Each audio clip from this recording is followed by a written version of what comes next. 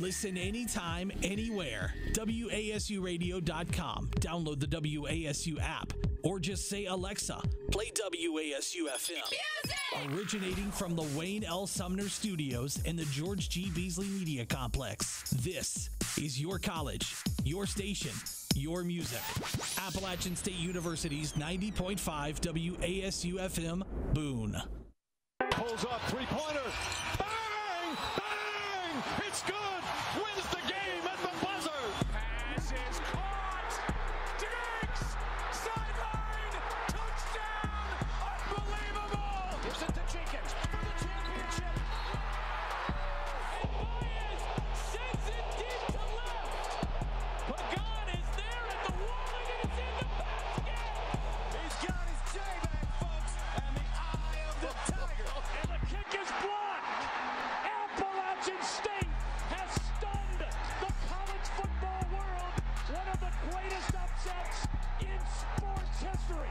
It's time for Sports Wrap on 90.5 WASU FM.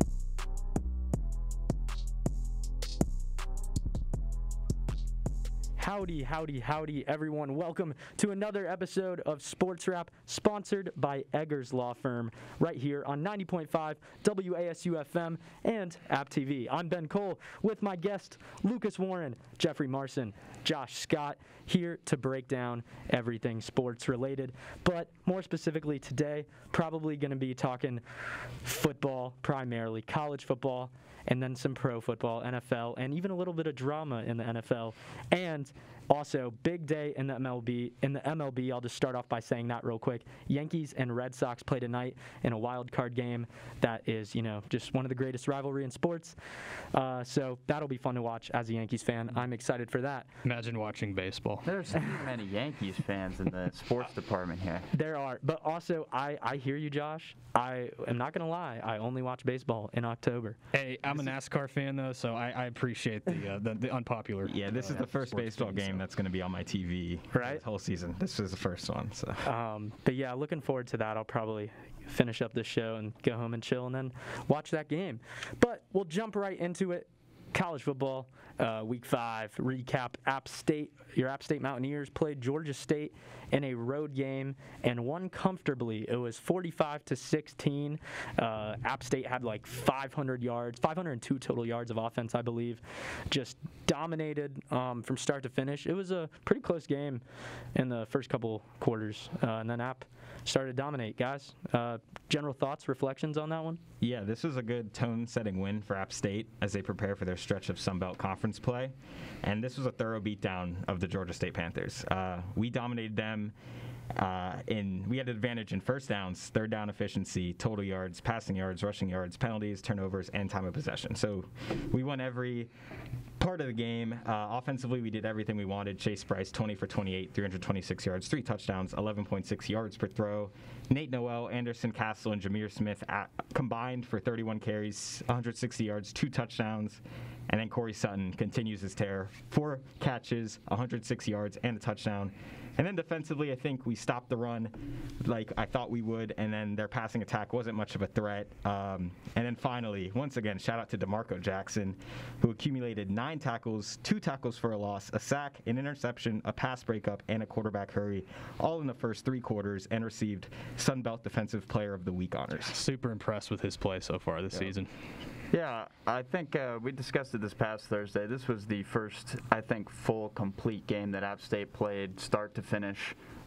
They got everything they wanted on offense. They could run, they could pass, short yardage. They got what they wanted. They had explosive plays. There's the Christian Wells 80-yard touchdown as well. And I think we got to see some of the depth running the football as well. Anderson Castle had 12 carries this past Saturday, which was cool to see. And we got to see Jameer Smith for the first time, who was a Notre Dame transfer. But yeah, I was impressed with the all-around effort by the team.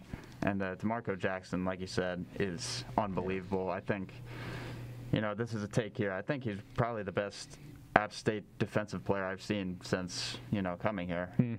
I'd agree with that too. Yeah. I mean, you mentioned it, Jeff. The running back depth that we have on this team is very, very good. It's good to see, Nate getting carries, Anderson, and of course Jameer Smith getting carries as well. I'm looking forward to seeing Cam Peebles back though, hopefully very soon, and as well as Daedric Harrington. But guys, also, Jeff said it, this definitely was our most complete game that we've played. Even though the first half didn't look as great, still got to work on that. But I really liked how on offense we were able to compete on third down as well. We went 9 of 16 on third downs as well. That was a big difference, I think, in the game compared to Georgia State only converting 3 of their 15 third downs.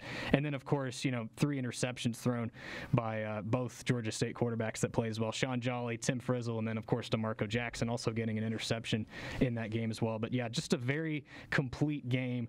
Hopefully they can bring that same energy against Louisiana this coming Tuesday. Yeah, I could not agree more with what you guys said. It really did feel like the first well-rounded, complete game that the Mountaineers played. And I love that stat you brought up, Josh. I was literally going to mention that. 9 for 16 on third down.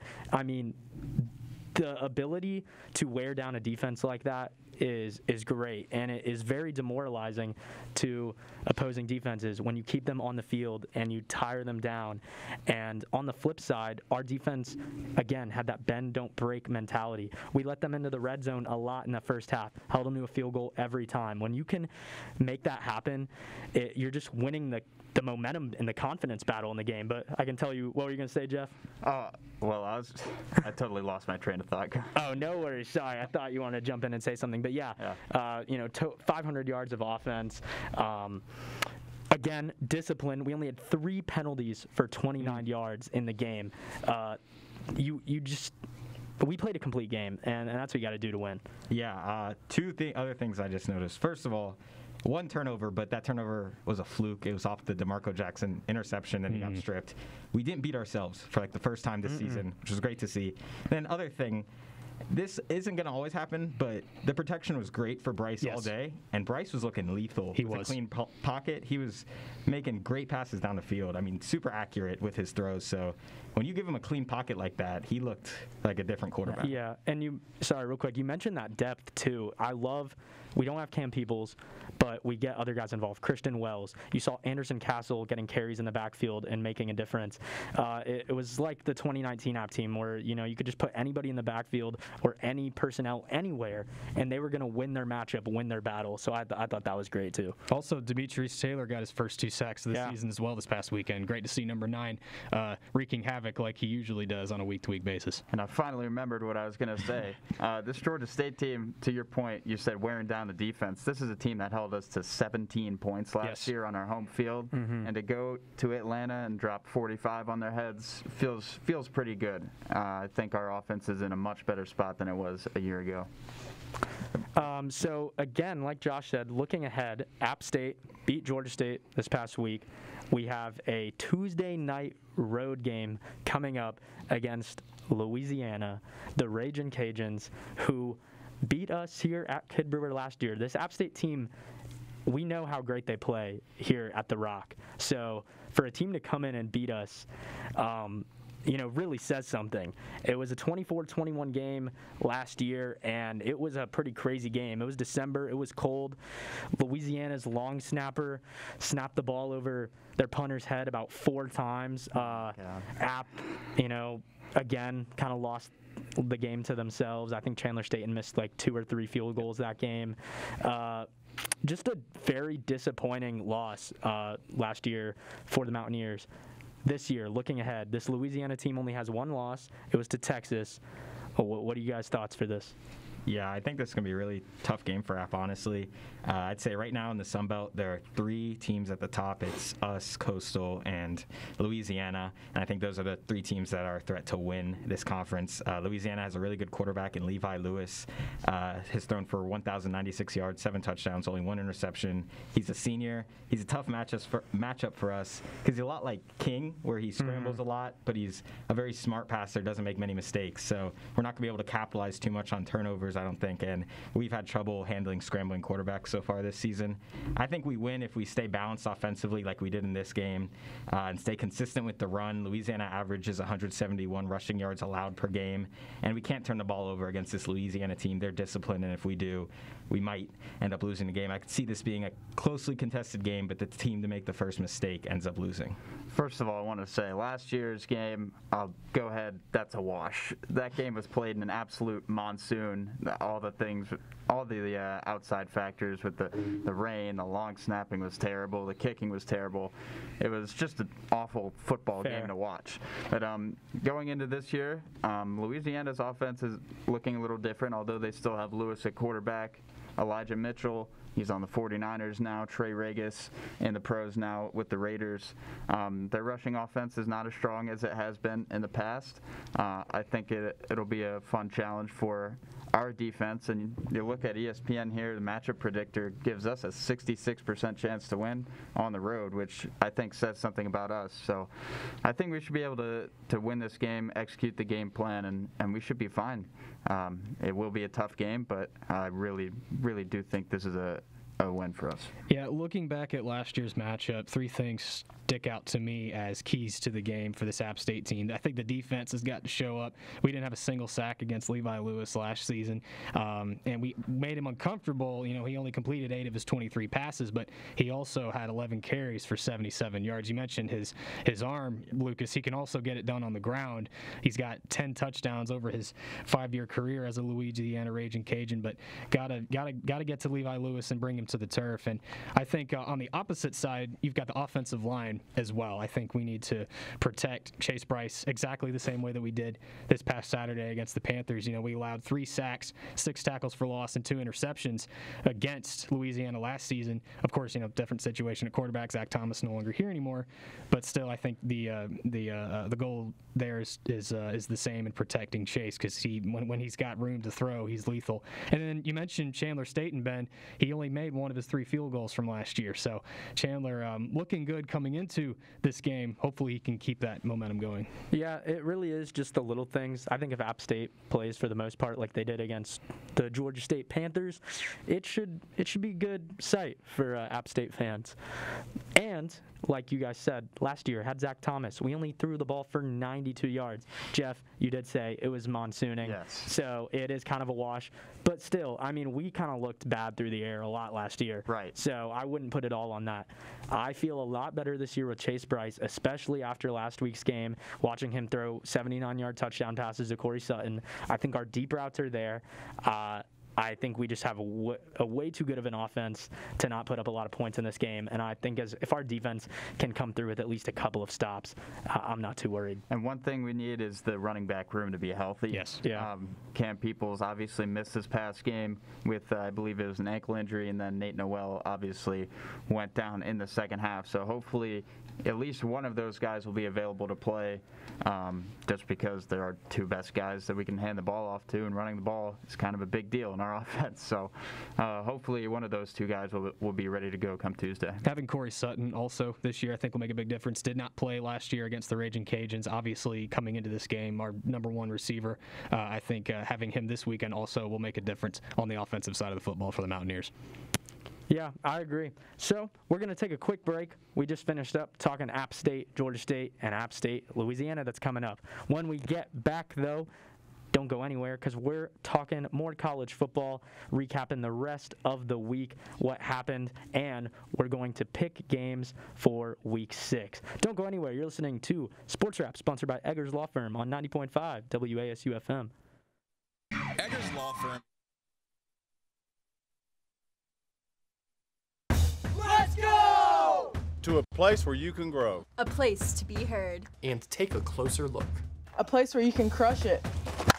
And push yourself. A place to find your voice. This place rocks. And rolls. A place where you can get out. Way out! A place you'll never forget. So where is this place? Let me show you.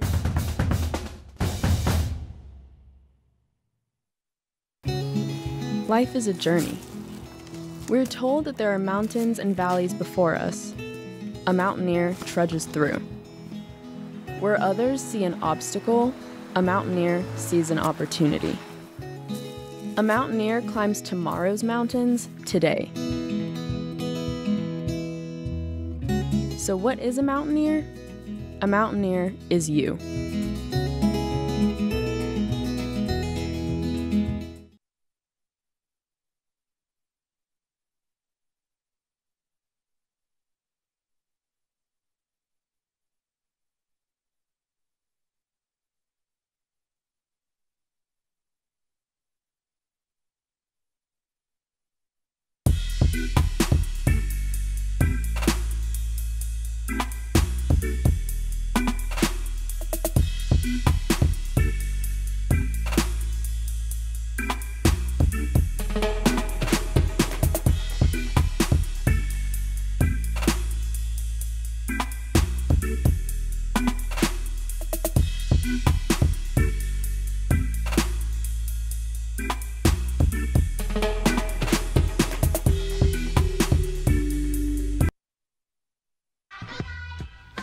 Welcome back to another episode of Sports Wrap, sponsored by Eggers Law Firm. Ben Cole here in the George G. Beasley Media Complex with Lucas Warren, Jeffrey Marson, and Josh Scott.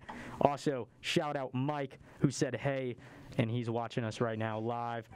How are you doing, Mike? Hope you are liking the content. So we just wrapped up talking about App Louisiana, looking ahead to the Mountaineers' next game. But we're going to backtrack, switch gears a little bit, and recap the rest of the college football Week 5. There were some good games. There were some big games that weren't so close, but there's some good stuff this past week. Alabama rolled past Ole Miss. Guys, general thoughts on that? Bryce Young looked really good again. So far this season, he has a 73% completion percentage with 17 touchdowns and 2 interceptions. I mean, Alabama just looks so good again. It's just looking like they're going to be in the national championship again. What do you guys think? I know what the score was, and Alabama thoroughly beat Ole Miss. Even though Ole Miss scored like 21 points, it was all garbage time. Yeah, they were. Points. But I still don't leave that game feeling like Alabama has like a way more talented roster than Ole Miss. Like, I just didn't like Ole Miss's game plan going into the game.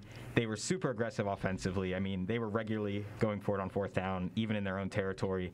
And I get it, like, if you're in past the 50, but when you're doing that in your own territory, you're giving your defense no chance, and you're just like, you're throwing away the game at that point. And then defensively, they were super conservative. For the whole first half, they only really rushed 3 guys and dropped 8 into coverage, which I guess in theory would work because you're giving more coverage against that passing attack, but you're giving Bryce Young so much time to throw the ball that someone's going to get open. So Alabama, obviously, better team, best team in the nation right now. But Ole Miss, I feel like, just don't have the game plan to take them on. Yeah, there goes that doggone Crimson Tide again. You know, they lose literally everything from a year ago, and they just reload. They don't rebuild, they reload.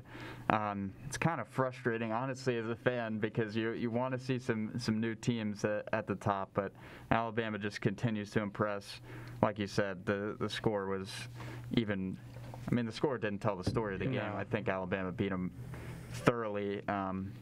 It's a 2-horse race for me. Alabama and Georgia are just might be 2 tiers above the next best team. They just continue to keep grinding. Yeah, I've preached a couple of times on this show now that, how important a good offensive line is for a quarterback. And that doesn't just apply to the NFL, that also applies to college. And clearly Bryce Young is benefiting off of that. 17 touchdowns and 2 interceptions. I mean, and he's only been sacked 9 times this season too, which is unbelievable. So kudos to Nick Saban for surrounding Bryce Young, a young quarterback with weapons offensively to throw to, and of course an offensive line to protect him. And I think otherwise he wouldn't be putting up the numbers that we've seen him put up so far this season. 100%. When you get like a super team in college, it makes everyone on the super team look better. I mean, that's just how it works. So I definitely agree with you, Josh, in that sense. Just taking a peek at Alabama's schedule, they're 5-0 right now. They did have that close call a couple weeks ago in the Swamp, but again, that was another kind of late comeback where they did win.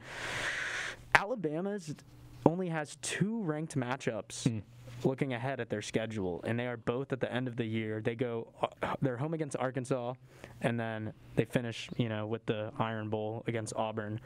But Texas A&M dropped out of the rankings, so that's their next matchup on the road, but that shouldn't be too difficult. Texas A&M has not looked impressive this year. Then they have Tennessee at home, LSU at home, New Mexico State at home. They have a 4-game home stretch. I mean, I think, obviously, I agree with Jeff, and I think that was a great point too. I think Alabama and Georgia are 2 tiers above the next best team, but I definitely don't see Alabama losing this year. I think they're, at least from my perspective, unless something crazy happens, it looks like a guaranteed undefeated season.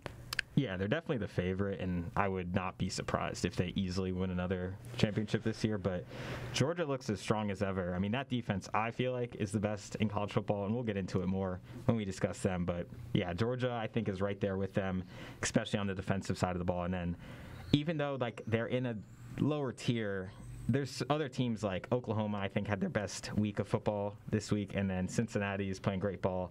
I don't think those teams could ever challenge Alabama, but there are other teams, I feel like, who could be interesting going into the playoffs. I was about to say, just regular season-wise, do you think anybody in the future Alabama's schedule can beat them? It's at home in Auburn, so wacky things happen in the Iron Bowl in Auburn, so anything could happen there. Yeah. That's the only one, though. Sorry. Yeah, Alabama's going undefeated until the SEC championship game. I think I might be the only one who thinks Georgia's the best team in the country right now. I'm pretty torn just because of their defense. Right.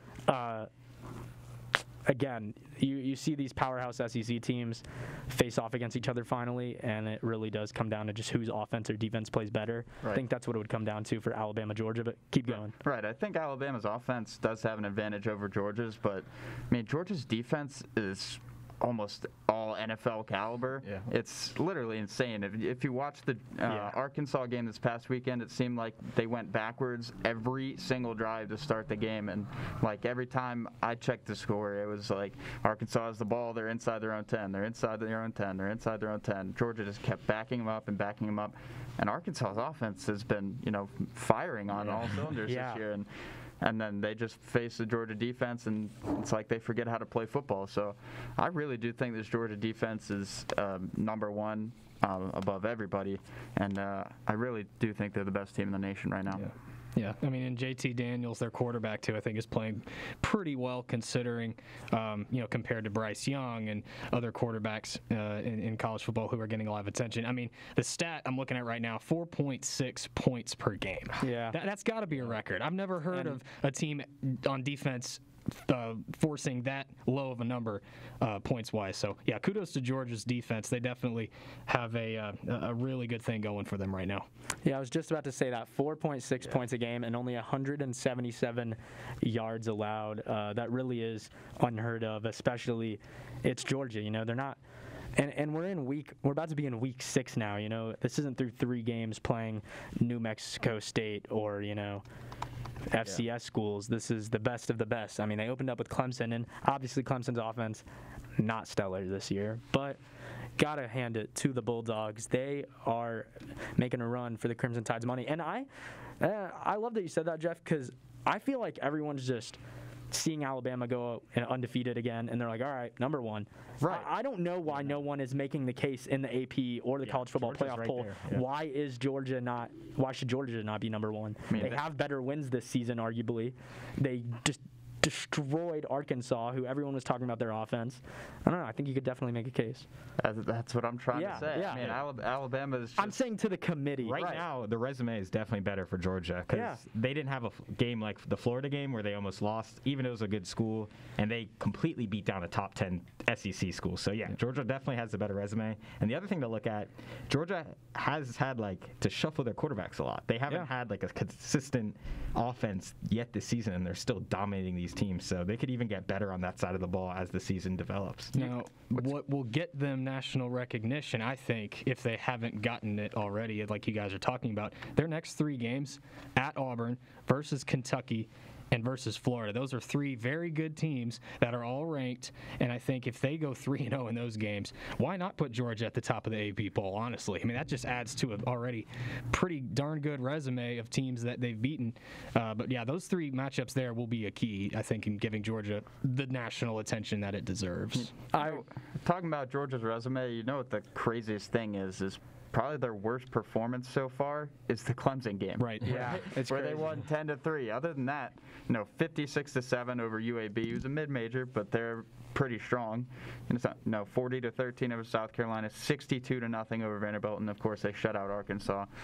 Georgia, man, they're the best team. Yeah, and that's week 1 against Clemson where you're working out the kinks. Yes. Right. Like that is impressive. Yeah, especially you work on your offense more, if anything. I feel like week 1, the mishaps that happen are defensive, missed coverages,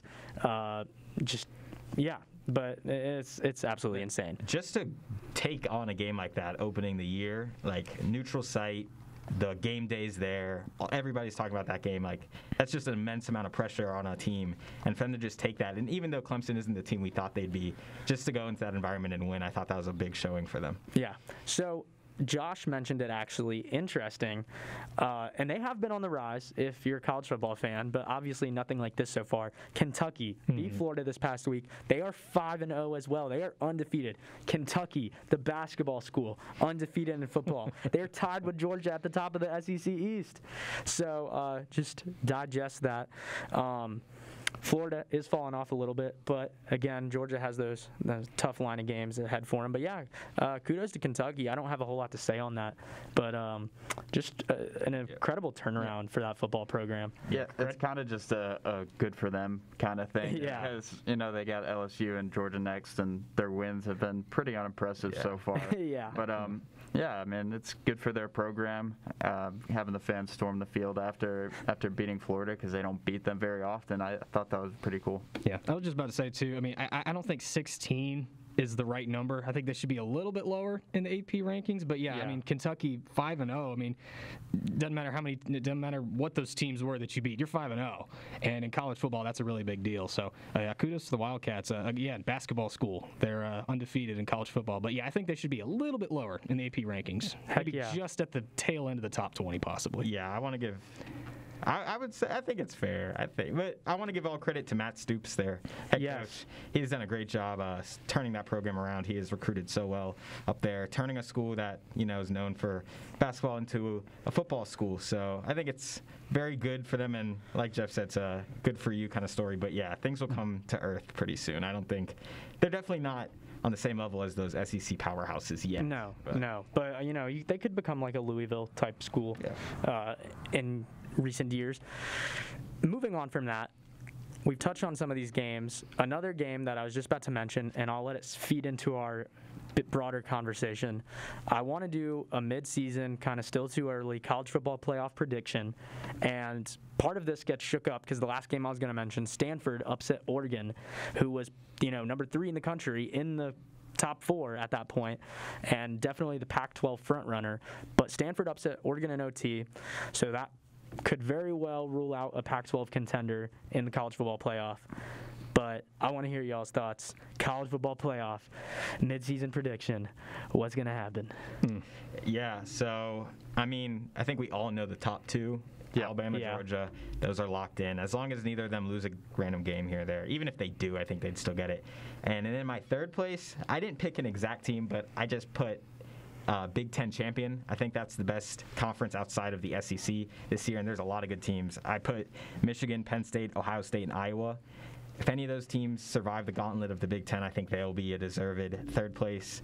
And then I put Cincinnati at 4. I think they have a good resume so far. They beat Notre Dame at Notre Dame. They beat Indiana earlier in the year.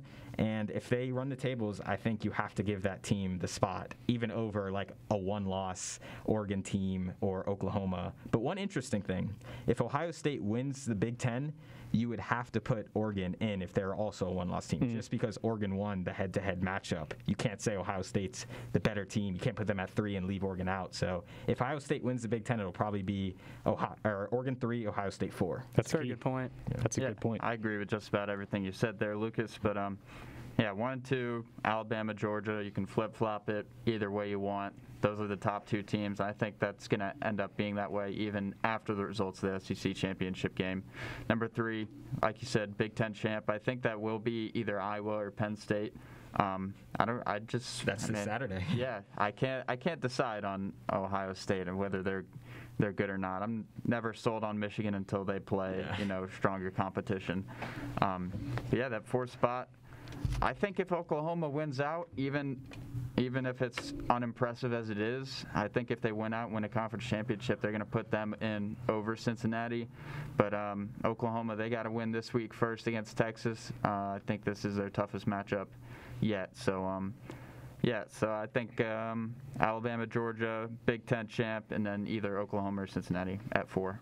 Well, let's just be clear. Appalachian State is the best team in college football right now. Just saying, unbiased opinion. But anyway, realistically, I agree with both of you guys. Alabama, Georgia, 1 and 2, lead way ahead of the pack right now. I think Iowa takes the 3rd spot. That's going to be a really good game this weekend against Penn State. I think their defense is really, really good. They have 12 interceptions, 3 forced fumbles, and 3 fumble recoveries as a whole. So that Hawkeye defense is legit. And then I have Cincinnati rounding out my top 4, guys. I think what they showed last Saturday going into South Bend, that's a very hostile environment. It's a very a lot of history at that Notre Dame stadium. What they showed by beating Brian Kelly and the Notre Dame Fighting Irish, I think that puts them in the top 4 in my opinion. And to your point about the hostile environment, Cincinnati's fans showed up to that. They did. That's true. I would say it was about 40% of the crowd was Cincinnati Red. They showed up and showed out. So I thought that was really cool for them.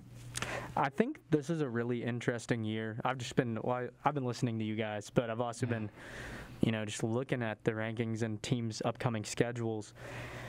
Obviously, Alabama, Georgia, in the 1-2 flip-flop, we all agree. But the 3 and 4 really does get interesting.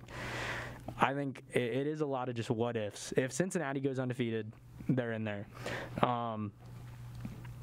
If any of the Big Ten teams and they win the championship, like Lucas said, they're in there.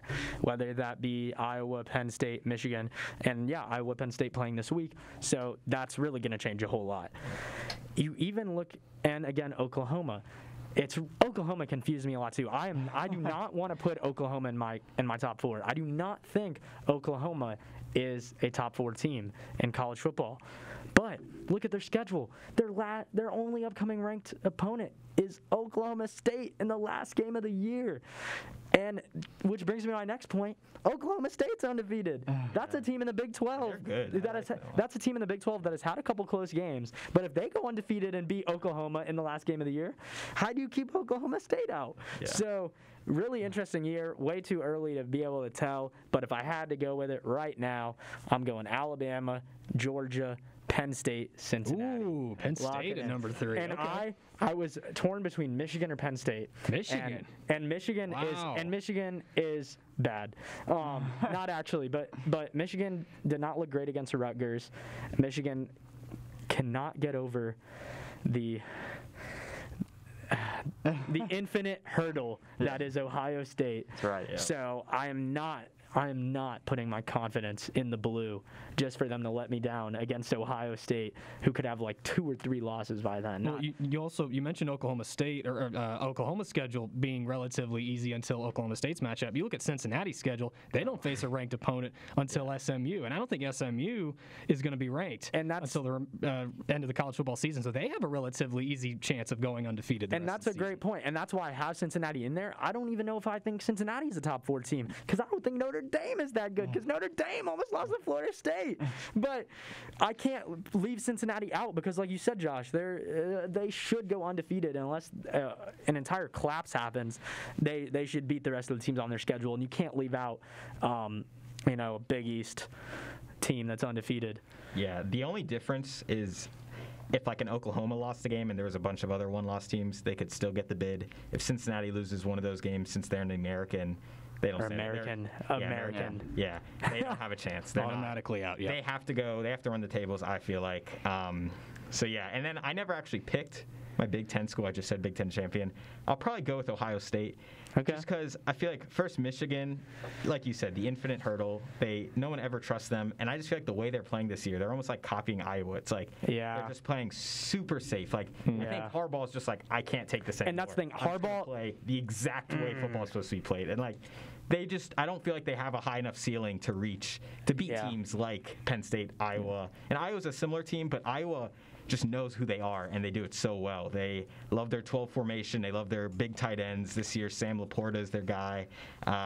Their running back, Goodman, is playing great this year. He looked like the best running back in the country against Maryland. He was making some one-cut runs that were just, like, ludicrous. So, yeah, I mean, I think Ohio State, in my opinion, I don't know. They're just so talented. I can never count them out in that Big Ten. And the Big Ten is really one of the hardest conference to pick a winner because those Big Ten teams are not consistent. No. Like if there's anything other than Ohio State, for the most part, the Big Ten is not known for consistency. And usually Wisconsin, but now Wisconsin is nothing this season. Yeah. But unless anybody has any pressing thoughts on that matter, I want to jump in to pick 'em.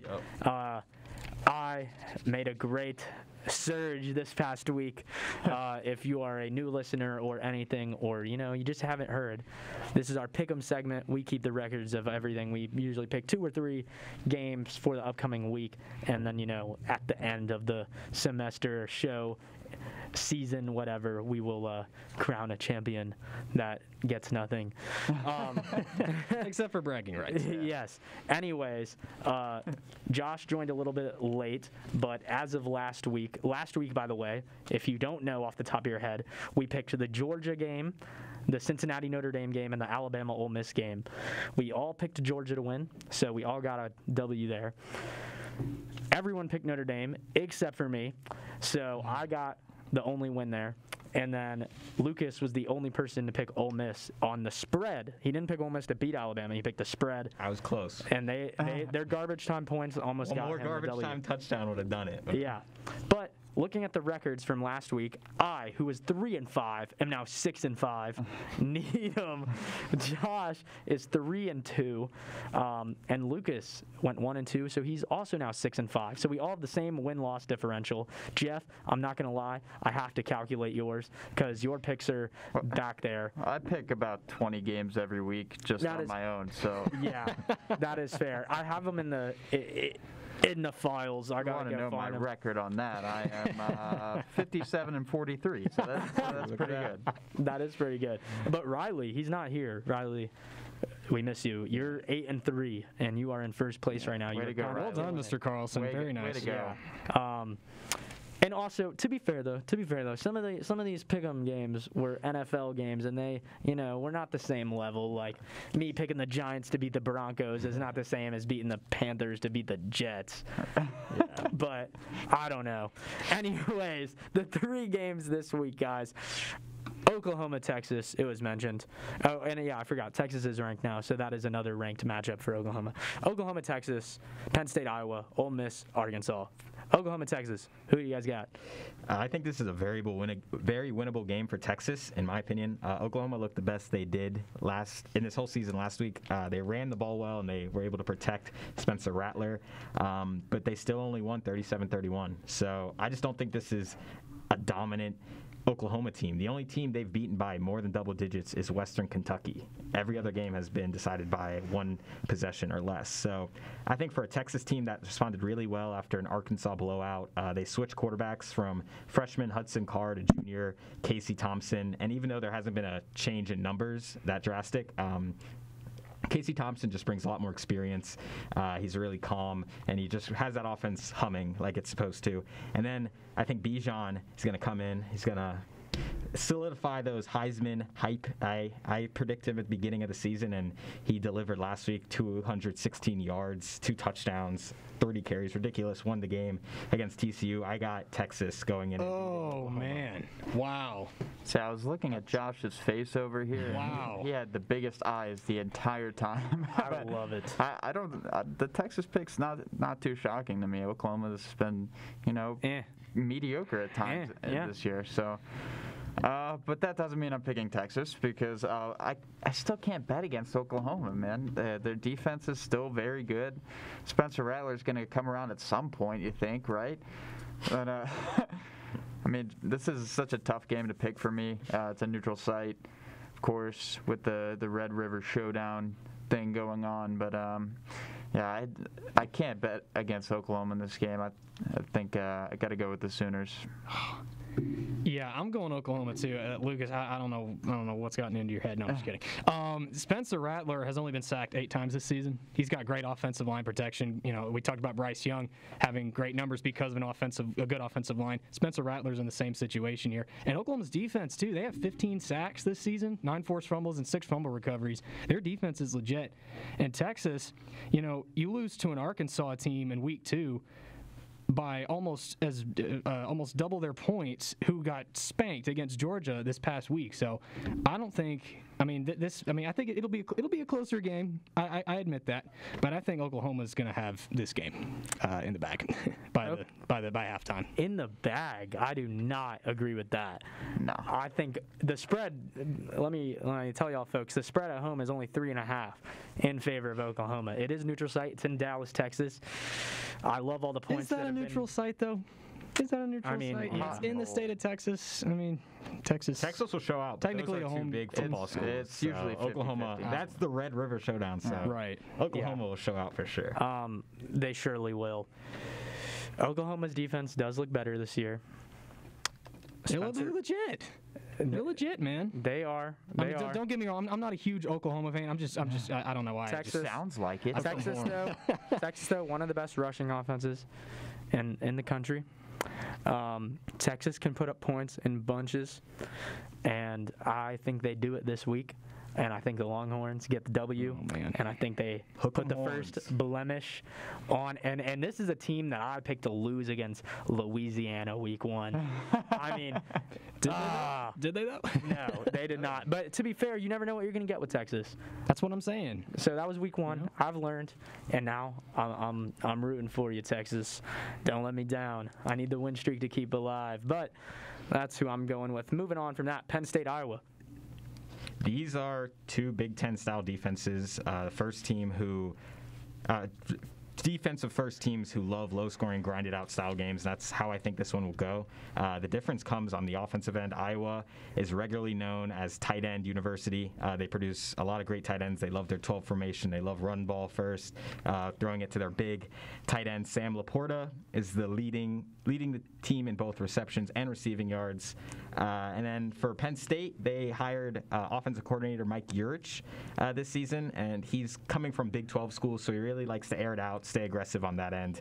Just with the play styles and how I think this game is going to go, I think Iowa's conservative style and offense is going to beat out Penn State, so I'm going to go with Iowa in this one.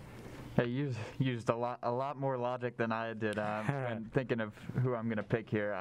I see that this game is in Kinnick Stadium in Iowa. I see that they have one of the best home field advantages. I think Penn State's a better team, but Iowa at home at night, it's a little bit different there in Iowa City, so I'm going with the Hawkeyes for that reason. I'm also going with Iowa. I think this is the game of the year, by the way. This 2 great teams with a great rivalry. Penn State leads this series 17-13 all time, and you mentioned that home field advantage, Jeff. Iowa has lost to Penn State 3 straight seasons at home. Wow. So what a better way to come out and win this game and break that losing streak. Since 2010 was the last time the Hawkeyes beat the Nittany Lions at home. So I think that changes, though. I mentioned Iowa's defense. I think they're legit. They show Penn State up, and they win this game. Are they legit? Oh. Are they legit? I'm so glad you all picked Iowa. You want to know why? It's been since 2010? Because Iowa's never legit. Oh, no. I'm going with the Nittany Lions. Penn State gets this W. First of all, this is a 2-point spread. And yes, this is a 3 versus 4 matchup. Penn State only gives up 12 points a game. Penn State's defense is like that. Lucas made my point for me. Iowa runs a conservative, predictable offense. It's going to get ate up. It's going to get stopped. Penn State is going to win this game. And I'm going to gain a game back. I'm excited. There goes the streak. There Lock it in. You know what? Texas will probably ruin it before that. I'll make this great pick, and Texas will do me dirty. Anyways, Ole Miss, Arkansas to finish it off, guys. Who do you think? Yeah, both these teams are going to want to bounce back after a terrible loss. Big time. Yep. Yeah, both of these schools. And, I mean, they lost to good schools, but you want to bounce back. I think this matchup comes down to Ole Miss's ability to stop the run and Arkansas's ability to get pressure on the quarterback. I think these are two fairly even teams, but I'm going to go with the better quarterback. I'm going to go with Matt Corral and Ole Miss. I think this is a pretty well-timed game to be played, honestly. Both of them coming off of very bad losses to very good teams. It's time to see who responds better. Ole Miss is at home, which helps out a lot. I like to ride with the home team, and I'm going to do it again. I'm going to take Ole Miss over Arkansas. Lucas mentioned Matt Corral. He's got just over 1,200 passing yards, 10 touchdowns, 0 picks. He's also got 161 rushing yards with 6 rushing touchdowns. This man is good. I think Arkansas, too, took a really bad beating against Georgia. Ole Miss comes out on top on this one. Not much more to say, guys. I agree with you. I like Ole Miss in this one. Love the home team talk. I agree. Great QB. Favored, too. Oh, sorry, Lucas, go on. Yeah, no, I just wanted to say this because I forgot last show, and I just have to say this stat. For all you Wisconsin fans out there, I'm about to ruin your night. There we go. I have a Graham Mertz stat. So Mertz versus unranked opponents is 5-0, 10 touchdowns, and 0 turnovers. Wonderful. Mertz versus ranked opponents, 0-6, 3 touchdowns, 14 turnovers. Gross. Not wonderful. No, not Wisconsin wonderful is struggling at all this year. And that's the highest rated quarterback in history ever to go there. So yeah, that's actually insane. I watched Graham Mertz for 5 seconds, and I could have told you he's not the guy. I don't know what was being seen in these film rooms. But moving on from that, because we don't have a whole lot of time left, sadly, we are not even going to take a break because we're just going to jump right into our NFL. Right. Yeah, into our NFL Week 4 recap. Panthers were undefeated. Some people were hating on the Panthers. Some people were like, Panthers haven't played anyone good. Combined record of the Panthers wins are like 0-7. To be fair, a lot of the undefeated teams were playing bad teams. But aside from that, the Panthers were handed their first loss by the Cowboys. The Cowboys, Panthers came back and fell short. Yeah, what are you guys' thoughts on that? I have 2 main takeaways from this game. The Cowboys are legit, in my opinion. Okay. They have defensive playmakers on both levels. Micah Parsons has really stepped into a pass rushing role really well. And then Trevon Diggs, I don't think I can say enough about him. He's the best corner in football right now. And I think Defensive Player of the Year talk is going on deservedly there. And then offensively, I think there's no surprise this is a good offense. It's loaded with talent at the running back position and the wide receiver position with an experienced quarterback like Dak Prescott. And, their offensive line played great. They allowed no sacks against a team that's leading the league in sacks going into that game. So, I think Cowboys are clicking on all cylinders. And Panthers, it's a good story, and they're in a great position, but they're not ready to compete with the best teams in the NFL. And you saw your first negative signs from Darnold this week. I think they asked him to do a little too much, and that's when it starts to show he's not this elite level quarterback. He really needs a guy like Christian McCaffrey, just be in a system that helps him hide a few of his mistakes. And I think you can say the Panthers are good and they didn't play anyone, and both can be true. But I think the Panthers did get a wake-up call here. To cut it down to the margin to only 8, I think is a positive sign. They kept fighting, and that's what you're going to see out of this Panthers team. The Cowboys are, like Lucas said, kind of beating a dead horse here, but they are very good. They should walk away with that NFC East division. Of course, the offense has been good these past few years, and all they've been waiting for is a defense, and I think they finally have one. They invested their draft capital into it with Trevon Diggs and Micah Parsons, like Lucas said. And, the Cowboys at home with the home field advantage are just tough to beat. I think Carolina's got a good bounce-back game here at home against the Eagles here on Sunday. Right. The undefeated streak ends. I hate it as a Panthers fan. I know Riley would say the same thing. I think we were both humbled by a Dallas Cowboys team that is legit. I admit it. Their defense, like you said, Jeff, showed out. Trayvon Diggs, 2 interceptions on Sam Darnold. But I think this team fought to the very end. It could have been a lot worse. It was 36-14 at the beginning of the fourth quarter. Darnold turned it on, and DJ Moore, whoever had him on their fantasy on their fantasy lineup, that helped a lot, getting those 2 touchdowns. But there's some fight in this Panthers team, and I am not giving up on them whatsoever. This is a good learning loss for them. Injury-wise, I think that made an impact. Clearly, Christian McCaffrey not being on the field does hurt a lot. But I think, like Jeff said, they'll bounce back against the Eagles this Sunday. Yeah, speaking of that, Panthers do have the Eagles on Sunday. Rule is going to gauge Christian McCaffrey's status on Wednesday per ESPN. I'm sure they would love to have him in the backfield, make them a little more two-dimensional of a team. But yeah, if you're a Carolina Panthers fan, I don't think you can be too upset. You played a legit team, as we've all said, and you cut it down to 8. You showed some resilience, and that is a Dallas team that's most likely going to win their division. On the flip side, it only sucks because if you're Carolina, you're in a pretty tough division right now. What are you going to say, Jeff? I did want to make a note on the game from early on. The officiating was terrible. Awful. It was very bad. Very bad. Starting with that Dalton Schultz call, I think it was late in the first quarter, I think, was it, where they say his forward progress was stopped when he literally just fumbled the ball when he got hit the first time, which I thought that was I couldn't fathom that they actually called that. But, yeah, the officiating was terrible. I wish it changed the momentum of the game big time because I think the Panthers would have had a short field. It was a textbook tackle by Jeremy Chin. That was a great tackle. It forced the ball out, and I cannot believe that call was not a forced fumble because that would have changed the momentum of the game, in my opinion. Jeff, I agree. And I'll make one quick point about this Sunday's matchup against Philly. The offensive line allowed 5 sacks on Sam Darnold this past week. That is unacceptable. That will not win you football games. That will not give a quarterback like Sam Darnold, who needs protection, to make plays. And, 2 or 3 were coming from that left side of the line. Offensive line, please get fixed. Scott Fitterer, start the rookies. Deontay Brown, Brady Christensen, you drafted them for a reason. Start them this Sunday. And you've got $20 million in cap space. Go out and get a lineman in free agency if you have to. That offensive line has got to get fixed. And if they if they have the same performance against Philly as they did this past Sunday against Dallas, that's just a recipe for disaster, in my opinion. You heard it, Panthers fans. You heard it, Panthers fans. Listen to Josh. Fix the O-line. Speaking of fix the O-line, segue time. Giants. Coming from a Giants fan. Yeah. The New York Football Giants won a football game this past week. Hooray, New York City. And so did the Jets. So really, hooray, New York City. Yo, party. New York's going crazy. Yeah. It reminds me of when the Knicks were making the playoffs and everyone in New York was acting like they stormed the streets after winning. We won one playoff game.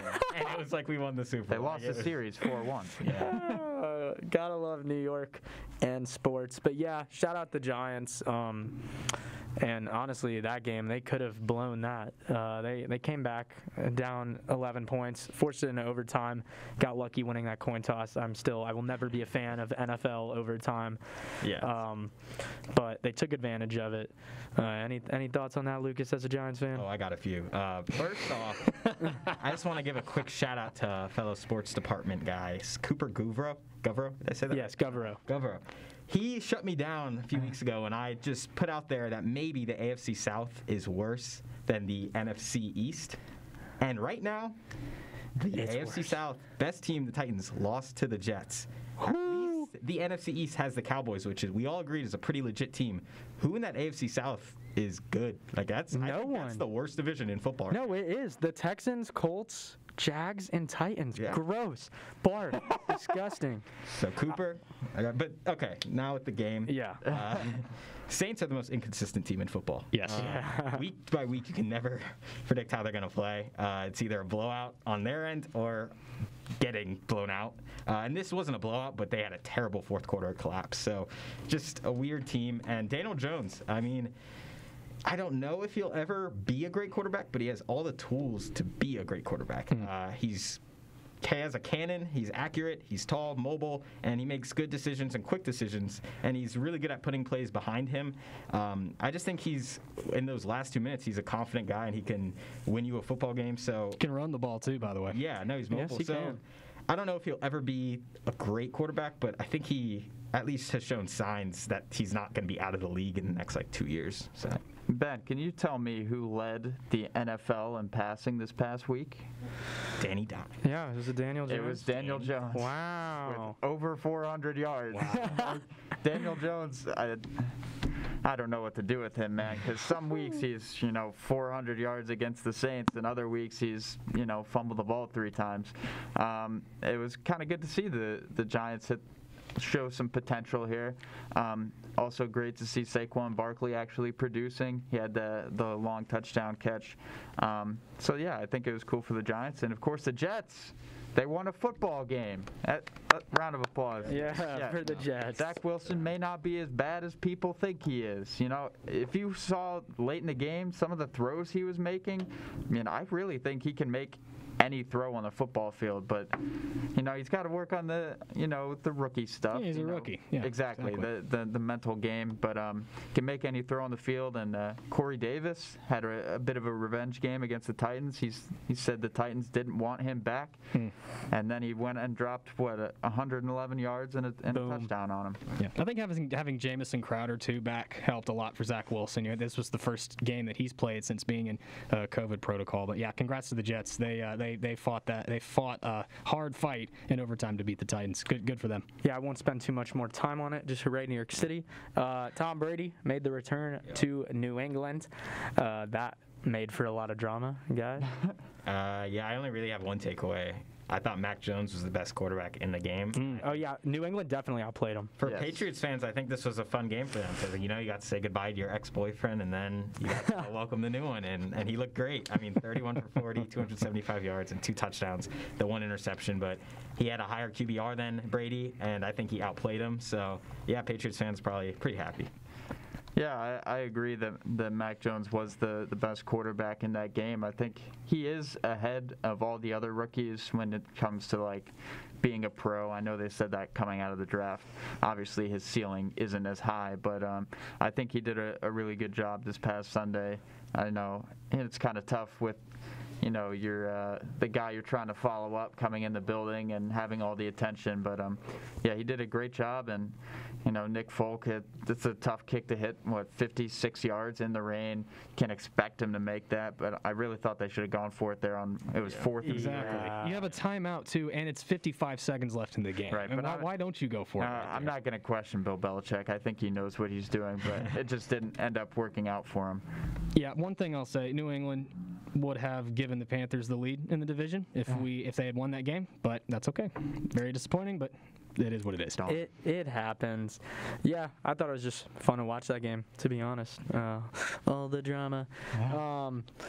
A couple other headlines in NFL Week 4. Joe Burrow and Trevor Lawrence faced off. A little bit of a primetime college guys duel. Stop the Trevor hate. I didn't even say anything negative. I didn't even say anything negative. But I'm surprised I didn't see if there's any Joe Burrow hate, stop that. Good. Oh, I know, and I haven't. That's what I'm saying. I only dish it out when it's fair. Browns defense. I have them on my fantasy team, so I'm loving life. They got me 20 points 2 weeks ago. They had another solid outing this past week against the Vikings. And then Kyler Murray and the Cardinals are 4-0, the only remaining undefeated team in the NFL. Party of one. Yeah, do you guys think they're a legit contender this year? Yeah, I think this was a statement win for them. This is a really good Rams team, and they completely rattled Matt Stafford on the offensive end, and then they were getting anything they wanted against that defense, and that's a really good Rams defense. So, yeah, I think they're the team to beat in the NFC. Call me nuts. I'm still not sold on them. They're 4-0, but, I'm always so concerned with, years past and seeing, how they respond throughout the season. But the Cardinals, they started hot, I think, last year, They did, and yes. then they ended up missing the playoffs to the Bears. So that won't happen this year, though. yeah, you don't have to worry about the Bears. I do think the Cardinals end up in the playoffs. They're going to be a top 2 wild card team. I don't even think they end up winning their division because they have a lot of tough games left. But yeah, they are better than they have been in years past, and I do think they'll make a playoff. And that's why I agree with you, Jeff. That you mentioned their division. It's arguably the toughest division in football. Yeah. And they have to play the Rams again at the end of the season. You don't think they'll make adjustments and try to come out stronger the next time? I think they bounce back and beat them in the second matchup. But I think the Cardinals are one step, maybe a half step away from being one of the best teams in the NFC. The 4-0 record, though, speaks for itself. Kudos to Kyler Murray, DeAndre Hopkins, Isaiah Simmons. Those guys are rolling right now. Yeah, I think it's fair to not be completely sold. 2 of their 4 wins are against teams in the AFC South, worst division. But 4-0 is 4-0, and I like Kyler Murray. They call me Kyler Murray out on the flag football field. So. Oh man. But any more final thoughts before we get into our shout-outs, guys? If I could say one more Yes. thing. I want to defend this Cardinals team a little more because I really like this team. I think Kyler Murray, a hot take, I guess, he's probably my MVP pick right now. It's fair. Which I don't think that's crazy, actually, hot take. But I mean, you talked about the losses, or the barely wins. They almost lost to the Jaguars last week, which isn't great, but I think it shows something when a team, they might not play great against the lower competition, but they really came out and they beat this Rams team. And, I mean, if you watch that game, it was never really a question of who's going to win. They thoroughly dominated the Rams. So I think credit's given where credit's due. And when you talk about playing the lower competition, the great teams, they take care of their business. They beat the heck out of them. But the Cardinals, like in that Jaguars game, they showed to me that they have weaknesses. And when I take a look at a great team that beats down on lower competition, I think of the Bills. They won 40-0 against the Texans this past weekend. I don't think the Cardinals are on that level just yet. They play my Panthers, too, in a few weeks. Just saying. I don't sleep on my Panthers now. That's right. Don't sleep them. Thank you, guys, for listening to another episode of Sports Wrap, sponsored by Eggers Law Firm. But before we go, real quick, guys, shout-outs. Go ahead, Lucas. All right, so as always, shout out to Grandma. She's listening back in Wake Forest. And then shout out to Bajan Robinson, my dark horse Heisman pick at the beginning of the season. He had 35 carries for 216 yards, 2 touchdowns, and won the game down the stretch for the Longhorns, putting himself right into the Heisman discussion. I want to shout out my family and friends that are listening back home. Quick little hello into the camera. And my shout out is pretty simple. The Boston Red Sox, my favorite MLB team. They're going into Fenway, playing the Yankees, and I'm very excited for that game tonight. Hopefully it's a victory. Dirty Water's playing at the end of the night. Well, as y'all know, I'm a big NASCAR fan. I don't know if you watched the race yesterday at Talladega, but shout out to Darrell Wallace Jr., a.k.a. Bubba Wallace, as a lot of people know him for winning yesterday's Yellowwood 500 at Talladega Superspeedway yesterday. Bubba was leading when the race was ended for rain. He becomes the second African-American driver ever to win a NASCAR race since Wendell Scott back in 1963. First win for him, first win for his new race team, 2311 Racing, and of course, first win for NBA legend Michael Jordan, who owns the team. Love it, guys. Real quick, this wasn't my shout-out, but shout-out Yankees because they're winning tonight. Not true. And the wild card and the wild card in the MLB should still be best of 3 at least. You play 160 games to make the wild card and get bounced in one game. Really. But my actual shout-out, Moses Wright, had an awesome dunk for the Clippers. Used to get cookout with him at lunch back in the high school days. Glad all is well, Moses. Keep putting up big jams. Thank you for listening to Sports Wrap, sponsored by Eggers Law Firm. I'm Ben Cole. For Lucas Warren, Jeffrey Marson, Josh Scott, saying so long and see you Thursday.